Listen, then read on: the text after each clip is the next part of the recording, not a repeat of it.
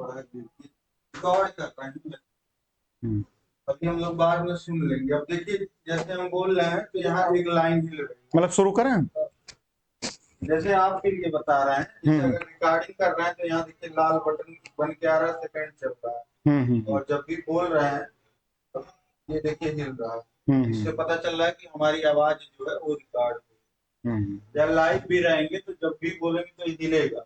उससे पता चल जाएगा कि हाँ आवाज जा रही है। वैसे तो बच्चे भी कमेंट करेंगे, हम्म। अब देख लीजिए। ठीक।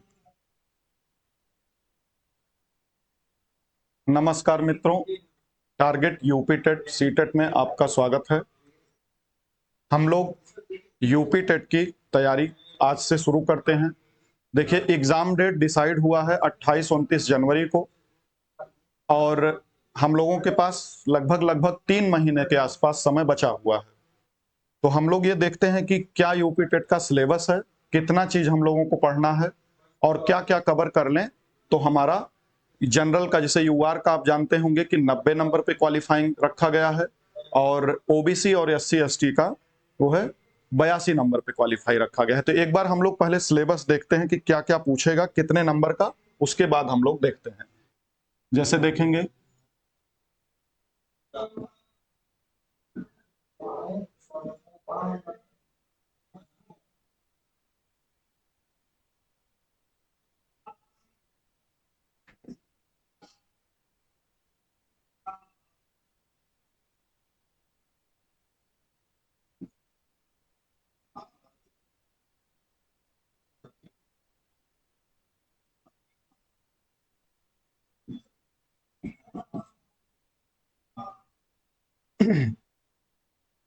देखिए इसमें कुल जो है 5 सब्जेक्ट यूपी टेट के एग्जाम में पूछे जाते हैं। जैसे पहला है आपका बाल विकास एवं मनोविज्ञान।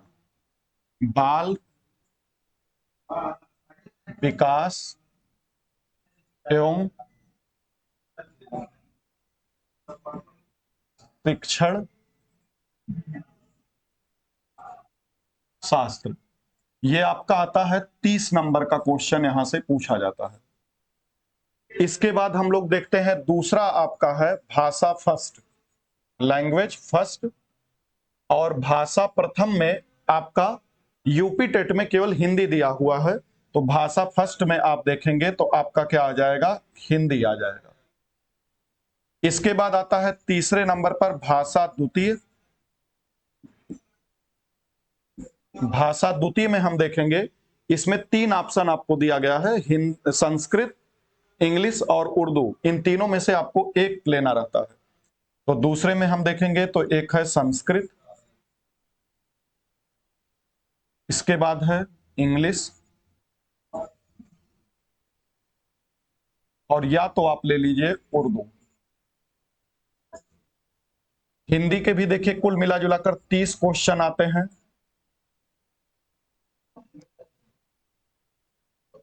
और इससे भी कुल मिला जुला के आपके 30 क्वेश्चन आते हैं। इसके बाद देखिए दोस्तों, चौथा जो आपका रहेगा, ये आपका रहेगा गणित। गणित से भी आपके कुल 30 क्वेश्चन जो है आते हैं एग्जाम में। और इसके बाद पांचवा पार्ट आपका जो है वो है पर्यावरण अध्ययन का। पांचवा आपका है पर्यावरण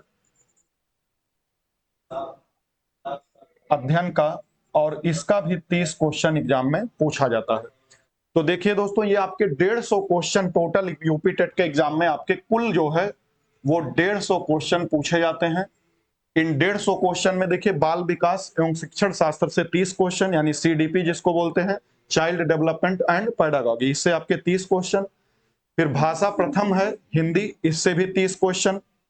भाषा द्वितीय में आपको संस्कृत, इंग्लिश और उर्दू में से कोई एक लेना रहता है, तो इससे भी आपके 30 क्वेश्चन पेपर में रहते हैं।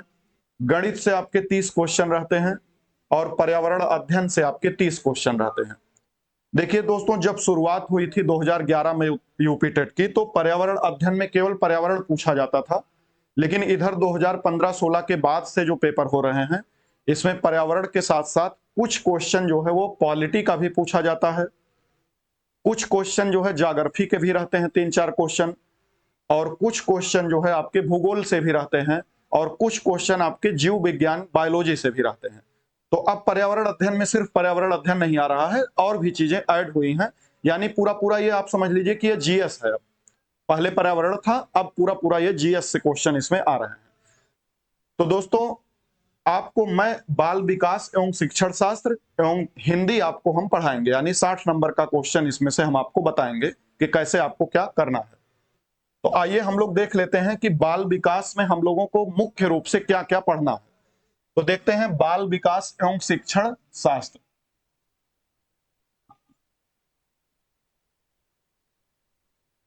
बाल विकास एवं शिक्षण शास्त्र।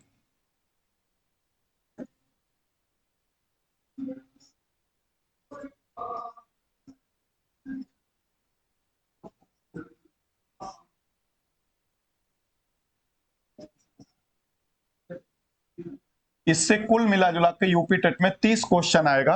एक बार हम लोग दोस्तों मोटा मोटा सिलेबस देख लेते हैं कि क्या क्या इसमें मुख्य रूप से पढ़ना रहता है हम लोगों को। तो देखिएगा, जैसे इसमें मुख्य रूप से हमको क्या क्या पढ़ना है दोस्तों, देखिएगा इसमें पहला जो चैप्टर है आपका वो दिया गया है अभिवृद्धि एवं विकास।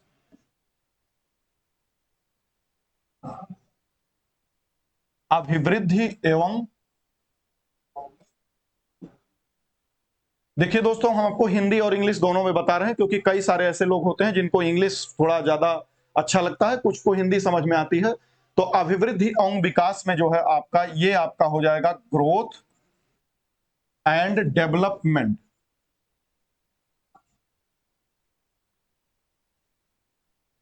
अभिवृद्धि एवं विकास यही आपका यूपी टेट में पहला चैप्टर आपका दिया गया है, और इससे 30 में से लगभग 3 से 4 क्वेश्चन आपके अभिवृद्धि और विकास से आते हैं। तो यहां पर देखिएगा 3 से 4 क्वेश्चन आपका अभिवृद्धि एवं विकास कवर करता है। ठीक है, इसमें देखिए दोस्तों क्या क्या आपको पढ़ना है। पहले तो ये देखना है कि अभिवृद्धि क्या होती है, दूसरा आपको देखना है कि विकास क्या होता है, फिर देखना है अभिवृद्धि एवं विकास में अंतर क्या है, इसके बाद आपको देखना है विकास के प्रमुख सिद्धांत आपको देखने हैं। अर्थात इसमें आपको इस चैप्टर में इतनी बातें आपको देखनी है। पहला तो कि अभिवृद्धि एवं विकास ये क्या होते हैं, और दूसरा हम लोग को देखना है कि अभिवृद्धि एवं विकास में मुख्य अंतर क्या है, यानी अभिवृद्धि और विकास में मुख्य रूप से क्या अंतर होता है।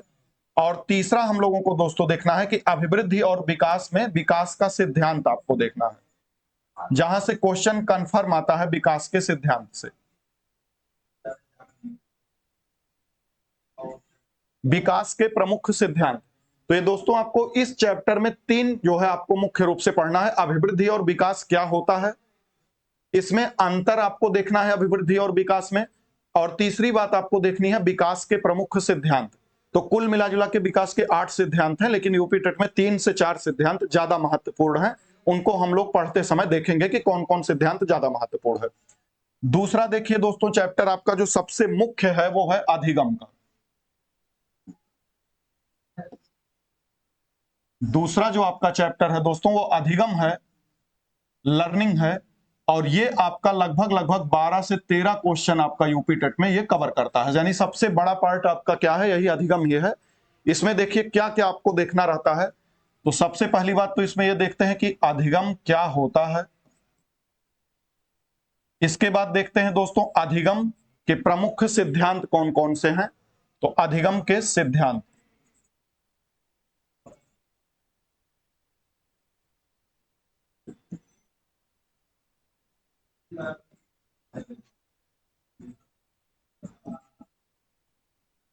अधिगम के प्रमुख सिद्धांत, इसमें देखिए अब इसमें सिद्धांत में कौन कौन सा देखना है। तो देखिएगा यूपी टेट में 4 से 5 सिद्धांत महत्वपूर्ण हैं, और सीटेट के एग्जाम में भी 3-4 आते हैं, लेकिन यूपी टेट में जो आता है उसको हम यहां पर लिख रहे हैं, क्योंकि हमें अभी यूपी टेट के एग्जाम के हिसाब से अपना प्रिपरेशन रखना है।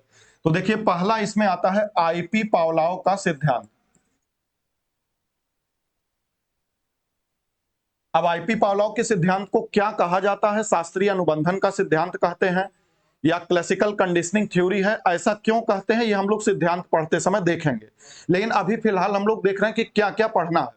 तो आईपी पावलोव का सिद्धांत हो गया दोस्तों, उसके बाद है ईएल थॉर्नडाइक का सिद्धांत, ये दूसरा सिद्धांत है आपका। इसके बाद हम लोग देखेंगे दोस्तों बीएफ स्किनर का सिद्धांत, बीएफ स्किनर का सिद्धांत। इसके बाद आपका चौथे नंबर पर आएगा दोस्तों कोहलर का सूझ का सिद्धांत, यानी कोहलर का सूझ सिद्धांत।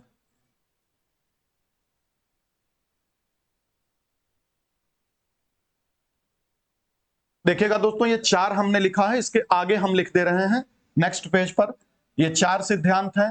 इसके बाद पांचवा आपको दोस्तों देखना रहता है जो है, आता तो देखिए दोस्तों यूपी टेट में ये कम है लेकिन पढ़ना हमको है, जैसे जीन पियाजे का संज्ञानात्मक विकास का सिद्धांत, जीन पियाजे का सिद्धांत। इसके बाद आपको पढ़ना है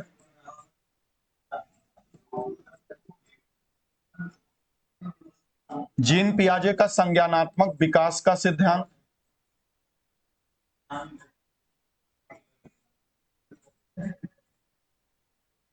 इसके बाद आपको दोस्तों छठवें नंबर पर देखना है लेओ वाइगोत्स्की का सामाजिक सांस्कृतिक अधिगम का सिद्धांत। तो छठवें नंबर पर आपको देखना है लेओ वाइगोत्स्की का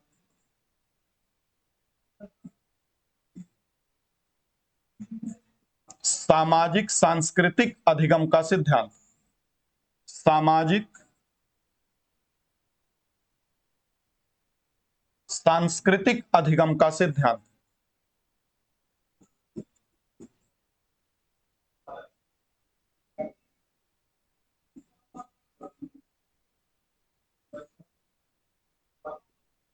ठीक है दोस्तों, तो जीन पियाजे का संज्ञानात्मक विकास का सिद्धांत और लेओ वाइगोत्स्की का सामाजिक सांस्कृतिक अधिगम का सिद्धांत, और इसके बाद हम लोगों को देखना है कोहलर का,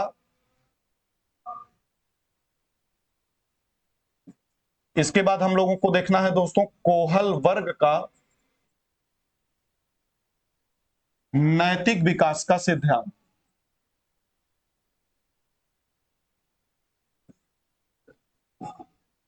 नैतिक विकास का सिद्धांत। इसके बाद हम लोगों को देखना है दोस्तों गुथरी का समीपस्थ विकास का सिद्धांत, समीपस्थ विकास का सिद्धांत।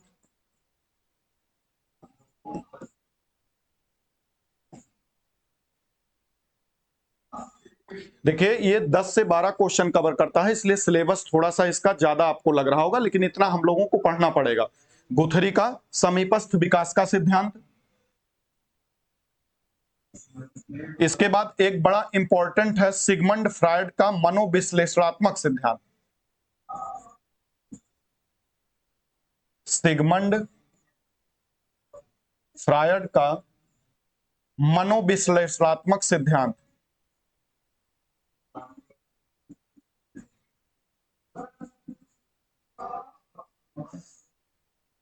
मनोविश्लेषणात्मक सिद्धांत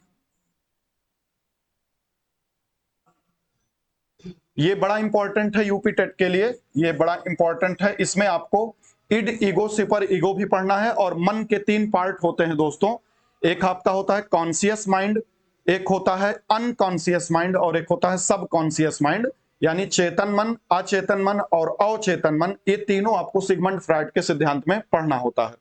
ठीक है, इसके बाद एक बड़ा ही इंपॉर्टेंट है 10वां आपका रॉबर्ट गैने का, यहां से भी यूपी टेट में क्वेश्चन आता है।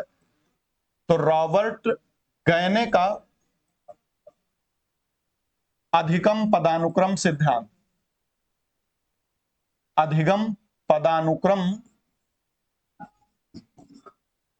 का सिद्धांत।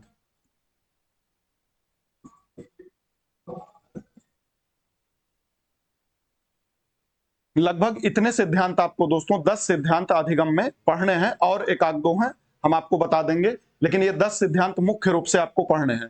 तो ये आपका 2 चैप्टर हो गया, एक अभिवृद्धि और विकास और दूसरा चैप्टर हो गया आपका अधिगम। इसके बाद अगर हम लोग तीसरे चैप्टर की बात करें तो तीसरा चैप्टर आपका है दोस्तों बुद्धि। इसके बाद बुद्धि चैप्टर में आपको क्या क्या देखना है दोस्तों? सबसे पहली बात तो इसमें यह देखनी होती है जैसे बुद्धि एवं ज्ञान। ये आपको देखना होता है कि बुद्धि और ज्ञान में क्या अंतर होता है, क्या दोनों सेम चीजें हैं? तो मनोविज्ञान में माना जाता है दोनों काफी अलग अलग चीजें हैं, एक जन्मजात शक्ति होती है और एक अर्जित शक्ति होती है। तो इसको हम लोग पढ़ते समय देखेंगे। इसके बाद आता है बुद्धि के प्रमुख सिद्धांत।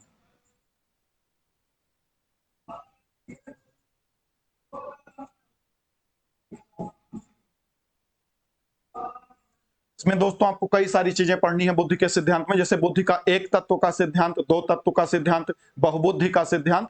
इस तरीके के आपको इसमें कई सारी बातें पढ़नी होती हैं। इसमें मुख्य रूप से आपको बहुबुद्धि का सिद्धांत परीक्षा में बहुत ज्यादा पूछा जाता है, हार्वर्ड गार्डनर का बहुबुद्धि का सिद्धांत।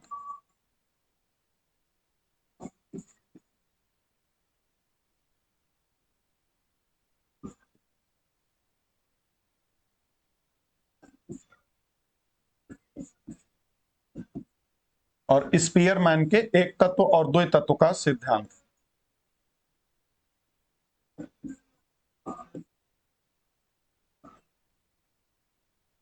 तो ये आपका बुद्धि का चैप्टर है। इसके बाद आपका एक चैप्टर है समावेशी विकास का।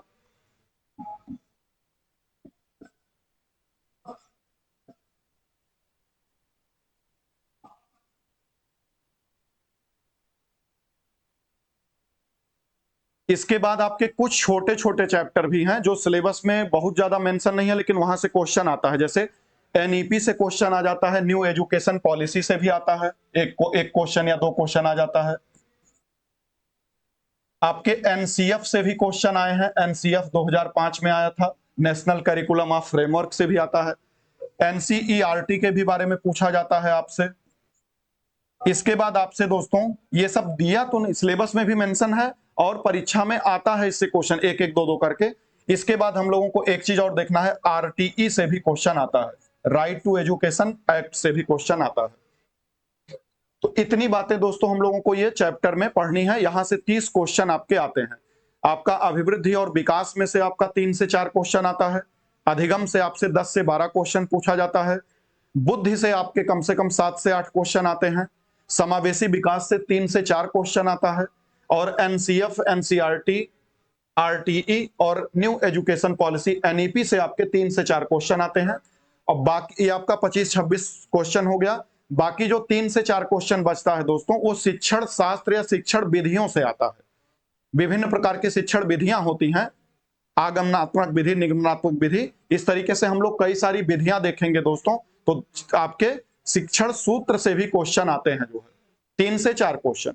यही आपका पूरा यूपी टेट का दोस्तों चाइल्ड डेवलपमेंट एंड पेडागॉजी का आपका सिलेबस है। सीडीपी वाला